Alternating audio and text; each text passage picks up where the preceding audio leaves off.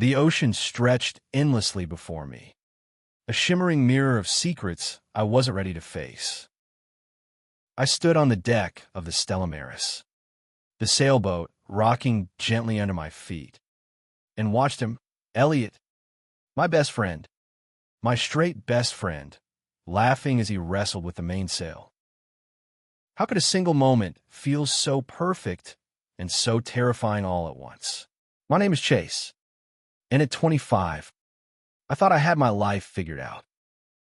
Growing up in the sun-soaked streets of San Diego, I'd learned to hide parts of myself early on, parts that didn't fit the mold of the all-American kid who surfed and played lacrosse.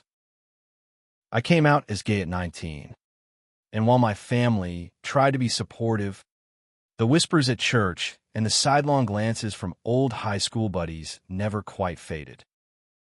Elliot, though, was different. We met freshman year at UC San Diego, bonded over late-night tacos and a shared love for adventure. He was the kind of guy who could charm anyone, 6'2", blonde, with a smile that could light up a room. Straight as an arrow, or so I thought, and I'd spent years convincing myself I was fine with that. This sailing trip was supposed to be our big summer escape. 2 weeks along the California coast. Just the two of us. A rented 40-foot sailboat. In the open sea. I'd planned every detail. Charts. Provisions. Even a playlist of our favorite indie bands. But as we cast off from the marina that morning, the salt air filling my lungs, I couldn't shake the feeling that something was about to change. Maybe it was the way Elliot's hand lingered on my shoulder when he thanked me for planning the trip. Maybe it was the way his blue eyes caught the sunlight, making my chest tighten in ways I didn't want to admit. Chase, you gonna stand there daydreaming or help me with this knot? Elliot called, his voice playful but edged with that teasing tone he knew got under my skin. He was shirtless now, his tan skin glistening with a sheen of sweat as he worked the ropes. I forced a laugh, pushing down the heat rising in my cheeks. Keep your pants on. Captain, I shot back, moving to his side. The boat tilted slightly as a wave rolled beneath us, and I stumbled, my hand brushing against his. For a split second, our fingers tangled, and I froze. His eyes met mine, and there was something there, something unspoken, something that made my heart race. Then he pulled away, clearing his throat, and the moment was gone. We spent the first day sailing north towards Santa Barbara, the coastline a blur of cliffs and beaches. Elliot was in his element, telling stories about his dad teaching him to sail as a kid in Maine. I listened, half lost in his voice, half wondering why I'd agreed to trap myself on a boat with someone I couldn't have. By dusk, we dropped anchor in a quiet cove, the sky ablaze with pinks and oranges. I cooked us dinner, grilled fish and veggies, on the small galley stove, and we ate on the deck, passing a bottle of cheap wine back and forth. You ever think about what's out there? Elliot asked, leaning back against the railing, his gaze fixed on the horizon. Like, beyond all this. Beyond San Diego. Beyond us. I took a sip of wine, the question catching me off guard. What? Like space? Or just, like, life? He laughed, but it was softer than usual, almost hesitant. Life, I guess. What we're supposed to do with it. Who we're supposed to be with. My stomach twisted. Was he fishing for something, or was I reading too much into it? I don't know, I said carefully. I think we just find people who make us feel alive and hold on to them. He turned to me then, his eyes searching mine in a way that felt too heavy, too real. You make me feel alive. Chase, he said quietly, and my world tilted. I wanted to laugh it off, to make a joke, but my throat was tight. Elliot, don't, I started, but he cut me off. I'm serious, he said, his voice low, almost a whisper. I've been thinking about this for a while. About you. About us. The air between us crackled, charged with a tension I'd spent years pretending didn't exist. I set the wine bottle down, my hands trembling. You're straight, I said, the words sounding hollow even to me. You got a girlfriend? Man. You're not. I don't know what I am anymore, he interrupted, stepping closer. The boat rocked gently, but it felt like a storm was brewing inside me. I just know that when I'm with you, I feel something I've never felt with anyone else. And it scares the hell out of me. I stared at him, my heart pounding so loud I was sure he could hear it. This was Elliot, my best friend, the guy who'd dated half the sorority girls at UCSD, the guy who'd never given me a reason to hope. And yet, here he was, standing so close I could feel the warmth of his breath, saying things I'd only dreamed of hearing. Elliot, I whispered, my voice breaking. What are you saying? He didn't answer with words. Instead, he reached out, his hand cupping the back of my neck, and pulled me into a kiss that felt like the world falling away. His lips were soft, hesitant at first, then hungry, desperate, like he'd been holding this in as long as I had. I kissed him back, my hands finding his waist, the ocean fading into a distant hum as everything I'd ever wanted collided with everything I'd ever feared. When we finally pulled apart, both of us breathing hard, I saw the storm in his eyes, a mix of desire, confusion, and something that looked a lot like love. Chase, he said, his voice raw. I don't know what this means, but I don't want to stop. I didn't know either. All I knew was that we were in the middle of the ocean, far from the world that had always told me who I could love. And for the first time, I felt free. But freedom, I was about to learn, came with a price. The morning after the kiss, the Stella Maris felt like a different world. The sun climbed over the horizon, painting the deck in gold. But the air between Elliot and me was thick with unspoken questions. I woke up to the sound of him humming in the galley, making coffee like nothing had changed. But everything had. I pulled on a hoodie and stepped out, my heart still racing from the memory of his lips on mine. He glanced up, his blonde hair a mess, and flashed that easy grin that had always disarmed me. Morning. Sleepy head, he said, handing me a mug. You look like you saw a ghost. Maybe I did, I muttered, taking the coffee. My voice was light, but my mind was a tangle of hope and dread. Had last night been a fluke, a moment of weakness, or was it the start of something I'd never dared to imagine? We sailed toward Monterey that day, the wind strong and steady. Elliot took the helm, his confidence on the water as effortless as ever. But I caught him stealing glances at me.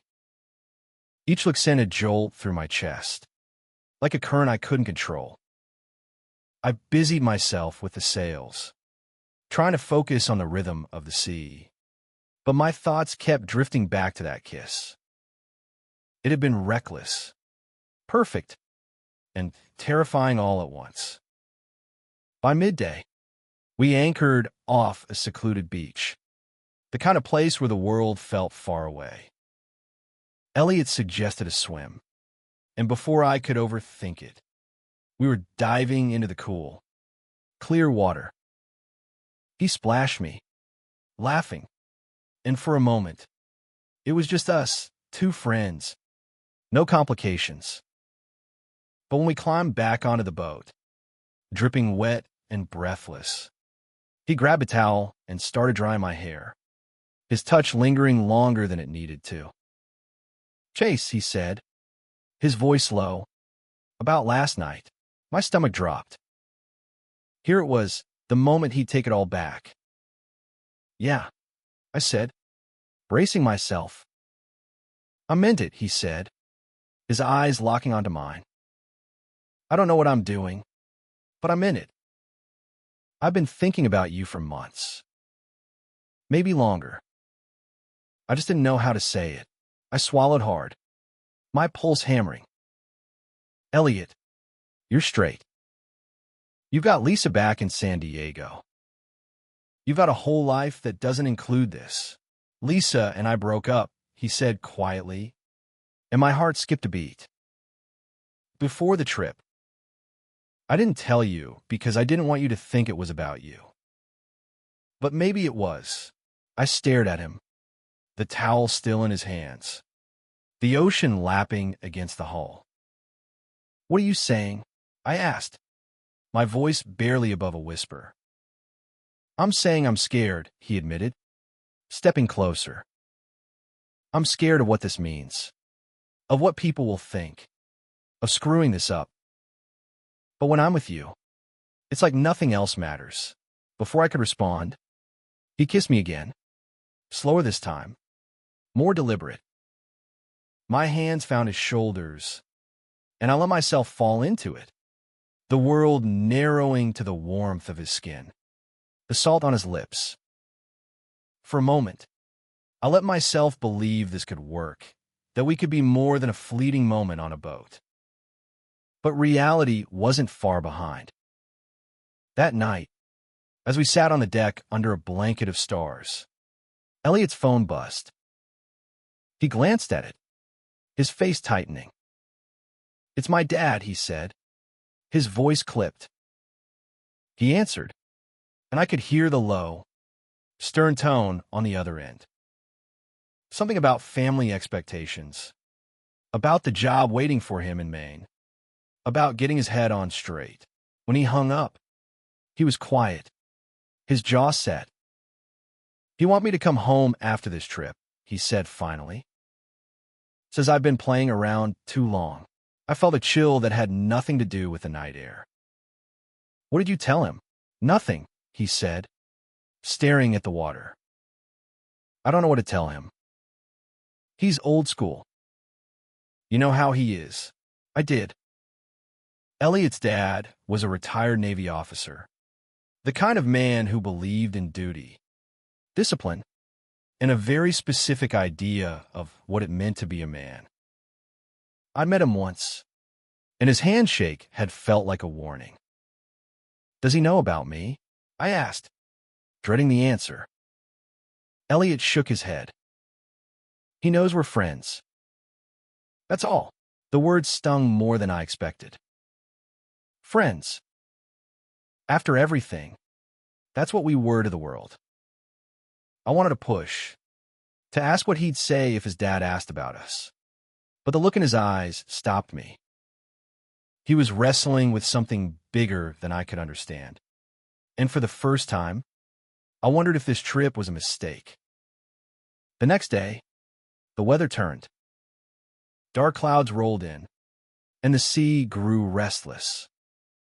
We sailed through choppy waters, the boat pitching as we headed toward Big Sur. Elliot was quieter, focused on the helm, but I could feel the distance growing between us. I told myself it was just the storm, just the stress of navigating rough seas. But deep down, I knew it was more. That night, as the wind howled outside, we sat in the cabin, the tension thick enough to choke on. "Chase," he said finally, his voice heavy. "I need to figure this out. I need to know who I am before I could be this." My heart sank. "What does that mean?" "It means I care about you," he said, his eyes pleading. "More than I've ever cared about anyone." but I don't know if I'm ready for what comes next. I wanted to scream, to tell him to stop being a coward, but I couldn't, because I saw the fear in his eyes, and I knew it wasn't just about me. It was about his family, his future, the life he'd been raised to live. And as the storm raged outside, I realized the real storm was the one brewing between us, one I wasn't sure we'd survive. The storm hit us hard off the coast of Big Sur, the Stella Maris battling waves that seemed to rise out of nowhere. Rain lashed the deck, and the wind screamed through the rigging. But it was the silence between Elliot and me that felt heavier.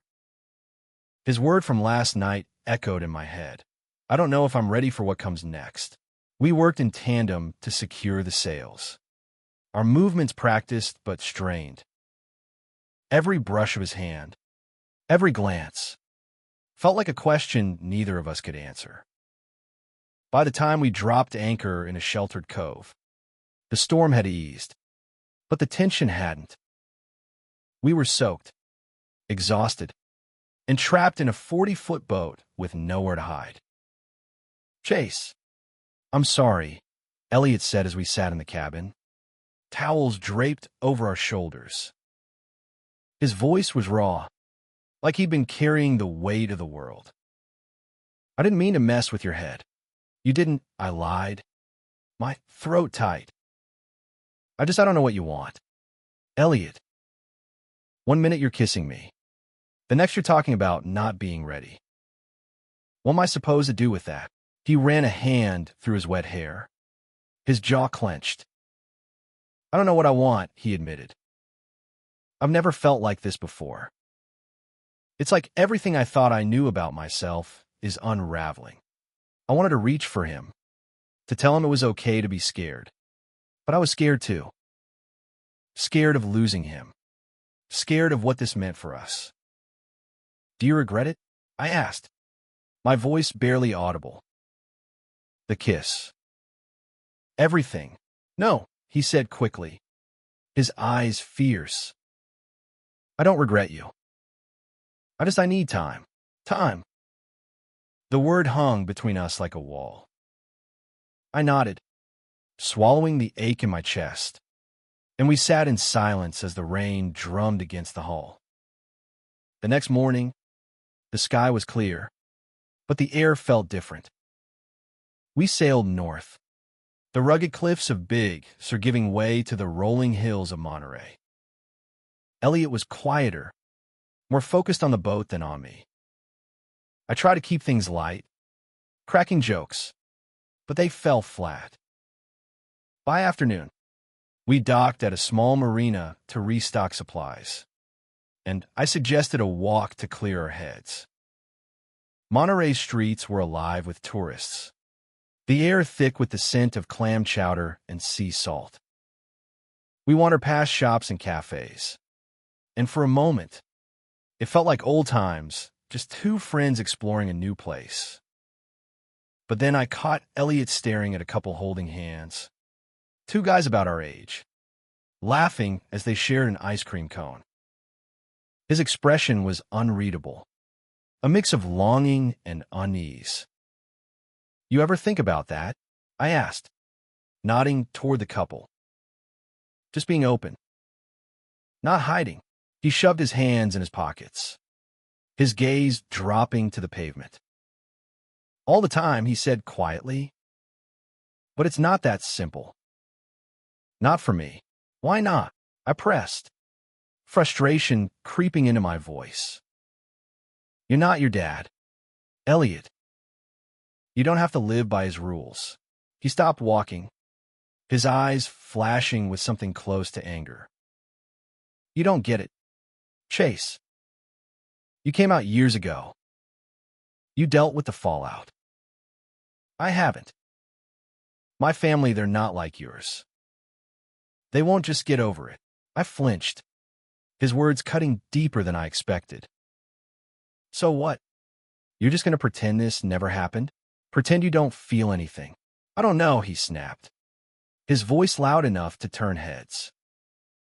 He lowered it, stepping closer. I'm trying. Okay, I'm trying to figure this out. But it's not just about us. It's about my whole life. I wanted to argue, to tell him he was making excuses, but I saw the pain in his eyes. This wasn't just about me or us. It was about him confronting a truth he'd buried for years. I took a deep breath, forcing myself to stay calm. Okay, I said. Take your time. But don't shut me out. He nodded, his shoulders sagging, and we walked back to the boat in silence. That night, we cooked dinner together, the small galley forcing us into close quarters. Our hands brushed as we chopped vegetables, and when he laughed at my terrible knife skills, it felt like a small victory. But the weight of our conversation lingered, and I knew we were on borrowed time. The next day, we sailed towards San Francisco, the Golden Gate Bridge looming in the distance like a promise of something bigger. Elliot was more talkative, telling stories about his childhood summers in Maine. But I could feel him pulling back, building walls I couldn't break through. I tried to focus on the moment, the wind, the waves, the way his smile still made my heart race, but the future was creeping in, and it wasn't kind. That evening, as we anchored near Sausalito, Elliot's phone buzzed again. This time, it was a text from his sister, Emily. I caught a glimpse of the screen before he turned it away. Dad's asking when you're coming home. He's worried about you. Elliot's face darkened, and he typed a quick reply before setting the phone down. Everything okay? I asked, trying to keep my voice neutral. Yeah, he said, but his tone was clipped. Just family stuff. I didn't push, but the knot in my stomach tightened. We were halfway through the trip, and I could feel the storm building again, not in the sky, but in the space between us. I wanted to believe we could weather it. That love could be enough. But as I watched Elliot stare out at the water, his expression distant, I wondered if I was fighting for something he wasn't ready to claim. San Francisco's skyline glittered against the night sky as we sailed into the bay. The Stella Maris cutting through the water with a grace that belied the chaos in my heart. Elliot and I had barely spoken since Monterey, each of us tiptoeing around the truth. I wanted to grab him, shake him, make him say what he was feeling, but I was too afraid of the answer. We docked at a marina near Fisherman's Wharf, the air alive with the sounds of the city, street musicians, laughter, the hum of life. Elliot suggested we explore, and I agreed, hoping the change of scenery would break the tension. We wandered through the bustling streets, past vendors selling sourdough and tourists snapping photos of sea lions. For a while, it felt like we were just Chase and Elliot again. No complications, no unspoken truths. But then we passed a gay bar, its rainbow flag fluttering proudly in the breeze. A group of guys spilled out, laughing, their arms around each other, and I saw Elliot's step falter. You okay? I asked, my voice soft. Yeah, he said, but his eyes were distant. Just a lot to take in. We kept walking, but the moment stuck with me. San Francisco was a world away from the small-town expectations of Elliot's life, and I could see him grappling with it, the freedom, the possibility, the weight of what it might cost him. I wanted to tell him it was okay, that he didn't have to choose between who he was and who he wanted to be, but I didn't know how. That night, back on the boat, we sat on the deck with a bottle of whiskey, the city lights reflecting on the water.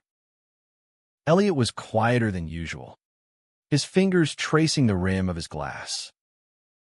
You ever feel like you're living someone else's life? He asked suddenly. I looked at him, the whiskey warm in my chest. All the time, I said. Growing up, I felt like I was playing a role. Good son, good student, good athlete. Coming out was like breaking the script. He nodded, his gaze fixed on the water. I've been playing a role my whole life, he said. The perfect son, the guy who's got it all together. But I don't even know who I am without that. My heart ached for him, for the boy who'd been raised to fit a mold that didn't suit him. You don't have to be that guy, I said. You can be whoever you want. He looked at me then, his eyes raw with emotion. What if I want to be with you? The words hit me like a wave, stealing my breath. I reached for his hand, my fingers trembling. Then be with me, I said, my voice breaking. We'll figure out together. He squeezed my hand, his touch grounding me. And for a moment, I believe it could be that simple. We kissed again, slower, softer, the city fading into the background. But even as I lost myself in him, I felt the storm lurking, waiting to pull us under. The next day, we sailed north toward Mendocino, the coastline wild and untamed. Elliot was more open, laughing as we battled the stiff breeze. But I could sense the undercurrent of doubt. His phone kept buzzing, texts from his sister, his dad, his old life calling him back. Each one seemed to chip away at the fragile thing we were building. That evening, as we anchored in a quiet cove, I found him sitting alone on the deck, staring at a photo on his phone. It was him and his family, taken at some formal event, all smiles and stiff suits. You miss them? I asked, sitting beside him. Sometimes, he said. But it's not just missing them.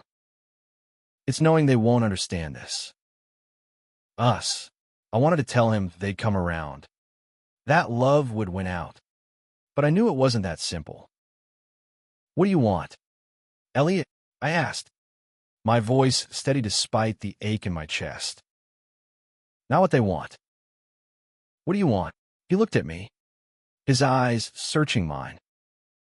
I want you, he said, his voice firm. But I don't know if I'm strong enough to lose everything else. The honesty of his words cut deep, but I respected him for it. I reached for his hand, intertwining our fingers. You don't have to decide tonight, I said. Just don't give up on us. He nodded, pulling me close, and we sat there, the ocean stretching out before us, a reminder of how vast and uncertain the world could be. I wanted to freeze that moment, to hold onto the warmth of his arms, the promise of what we could be. But the storm was coming, and I knew we couldn't outrun it forever.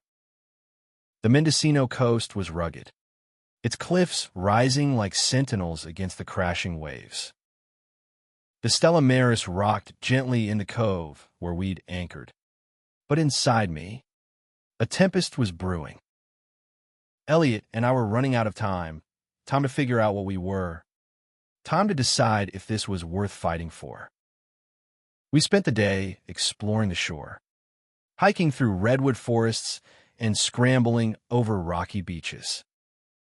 Elliot seemed lighter, his laughter echoing through the trees as he challenged me to a race across the sand.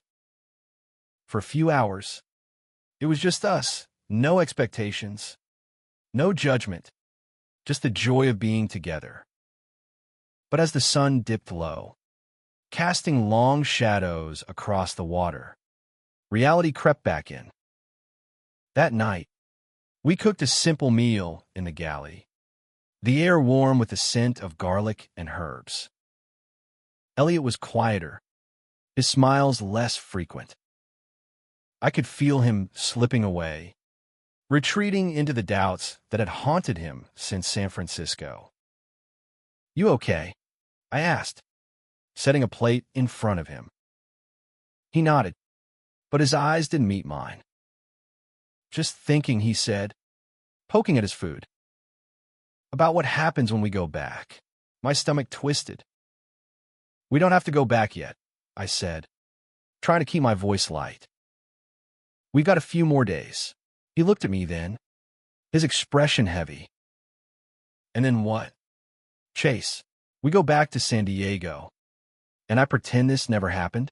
Or I tell my family, my friends, and watch everything fall apart. I set my fork down, my appetite gone." "You don't have to tell anyone anything," I said. "This is about us. About what we want." "But it's not just about us," he said, his voice rising. "It's about my dad, my sister, my whole life. You don't know what it's like. Chase, you've been out for years. I'm just starting to figure this out. And it's terrifying." I reached for his hand, but he pulled away, standing up and pacing the small cabin. "I care about you," he said, his voice breaking. "More than I've ever cared about anyone. But I don't know if I can do this. I don't know if I can be who you need me to be." His words hit like a punch, stealing the air from my lungs. "Elliot," I said, standing to face him, "I don't need you to be anything but yourself. I just need you to try." He stopped pacing, his eyes glistening with unshed tears. "I'm trying," he whispered. "But it's not enough. Is it?" Before I could answer, his phone rang, shattering the moment. It was his dad again, and this time, Elliot didn't answer. He stared at the screen, his jaw tight, then turned it off and tossed it onto the bunk. "I can't deal with him right now," he said, his voice hollow. We sat in silence, the weight of his words settling over us. I wanted to fix this, to make it easier for him, but I didn't know how. All I could do was be there, even as I felt him slipping away. The next morning, we sailed south, the trip nearing its end. The weather was calm, but the tension between us was anything but. Elliot threw himself into navigating, his focus a shield against the questions we couldn't answer. I tried to give him space, but every moment of silence felt like a wound. That afternoon, as we anchored near Santa Cruz, I found him sitting on the bow, staring at the horizon. I sat beside him, the silence stretching until it felt unbearable. "Elliot," I said finally, "whatever happens, I'm here." "Okay." He looked at me, his eyes softening. "I know," he said. "And that's what makes this so hard." He reached for my hand, his touch tentative but warm. We sat there, watching the sun sink into the sea. And for a moment, it felt like enough. But as the stars began to appear, I knew the real test was coming. We were heading back to San Diego, back to the world we'd left behind. And I wasn't sure either of us was ready for what came next. The final days of our trip were a blur of sunlight and silence. The Stella Maris carried us back towards San Diego, each mile bringing us closer to the life we'd paused.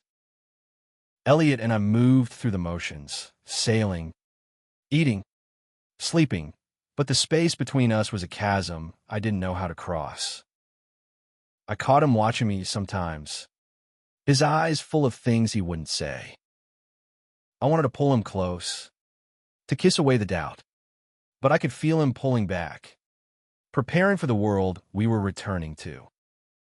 The night before we reached San Diego, we anchored in a quiet cove, the stars bright above us. I found him on the deck, a beer in his hand, his face unreadable. "Chase," he said as I sat beside him, "I need to tell you something." My heart sank, but I nodded. "Okay, I'm going back to Maine," he said, his voice steady but heavy. "After we get back, My daddy's got a job lined up for me. It's what I've always planned to do. I stared at him, the words sinking in like stones. And us? I asked, my voice barely above a whisper. He looked away, his jaw tight. I don't know, he admitted. I want to be with you. Chase. But I need to figure out who I am first. And I can't do that here. Tears stung my eyes, but I blinked them back. So that's it? You're just going to leave? I'm not leaving you, he said, his voice breaking. I'm trying to find a way to be the person you deserve. Someone who's not afraid, who's not hiding. I wanted to argue, to tell him he was enough. But I saw the truth in his eyes.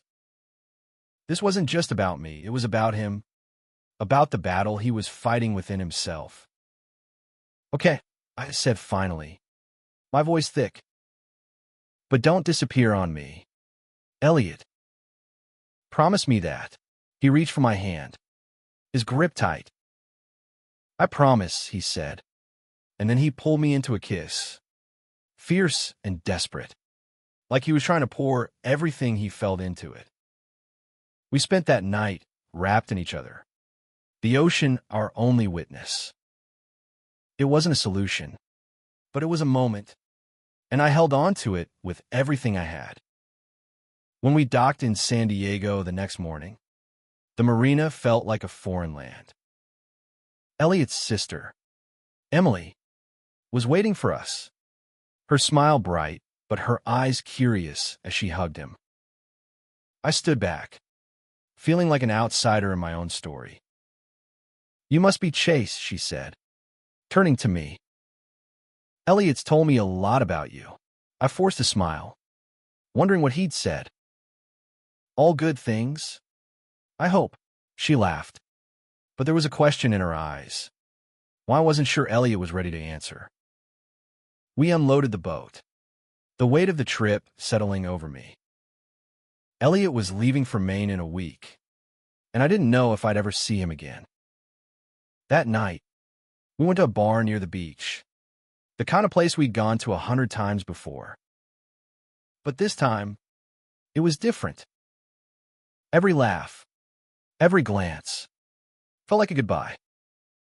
As we walked back to my apartment, Elliot stopped under a streetlight, his face half-shadowed. Chase, he said, his voice soft. You changed my life. You made me see things I was too scared to see. I don't know what's next, but I know I'll never forget this. I swallowed hard, my heart aching. You changed mine too, I said. Just don't be a stranger. Okay, he nodded, pulling me into a hug that felt like the end of something and the start of something else. When he left for Maine, I didn't go to the airport. I couldn't bear to watch him walk away. Months later, I got a letter from him, postmarked from a small town in Maine. He was working on a fishing boat, finding his place in the world.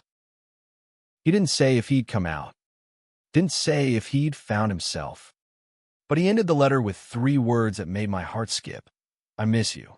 I keep that letter on my nightstand, a reminder of the storm we weathered and the love we found, even if it wasn't forever.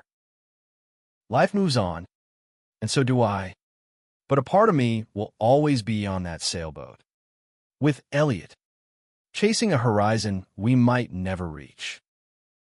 And maybe that's enough to have loved, to have been seen, to have dared to hope in the face of the unknown.